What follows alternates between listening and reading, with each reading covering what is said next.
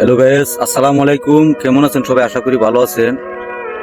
আসলে দর্শক, আজকে আসলে সকালবেলা ঘুম তুইতে হই মনে আসলে একটা জাগনা দিছে যে আজকে আসলে আমি যে জায়গাটার মধ্যে অবস্থান করতেছি, বর্তমানে যে জায়গার ভিডিওটা করতেছি আমি, এই জায়গাটার মধ্যে আসলে একদিন কিন্তু আমাদের এই গ্রামের আমাদের একজন কাকাই লাগে পিওলার সূত্রধন, উনি কিন্তু আসলে এই জায়গার মধ্যে নিজের চিৎকারে নিজের দুঃখে আসলে উনি কেন মৃত্যুবরণ করছেন। আসলে এই জায়গাটার মধ্যে আইসে আমার কিন্তু আজকে যে কোনো একটা জিনিস শুরু হয়ে গেছে।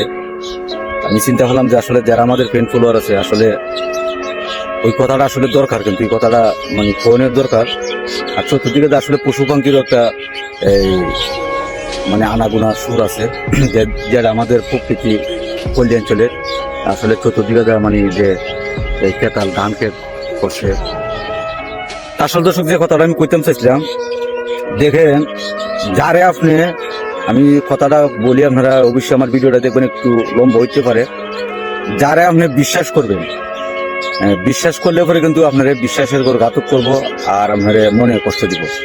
একটা কথা বলে যে দুধ কলা খাওয়াইয়া যে সাপে আপনি পালবেন, এই সাপে কিন্তু আপনার একদিন একটা সুখ দিব।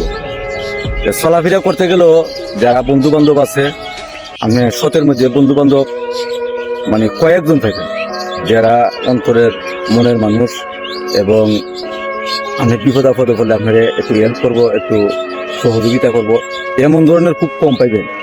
আর সবচেয়ে বড় কথা হইল, টাকা পয়সা দিয়া কাউকে কোনো বন্ধু বান্ধবের সাথে টাকা পয়সা দিলে আসলে কিন্তু টাকা পয়সা কিন্তু সম্পর্ক নষ্ট হয়ে যায়। আমি কয়েকটা কথা বলছি, আপনারা এটা মিলিয়ে দেখবেন। আর যারা বিশ্বাস করবেন, কিন্তু এটা জানবেন যে আমরা সে একদিন একটা আঘাত করব।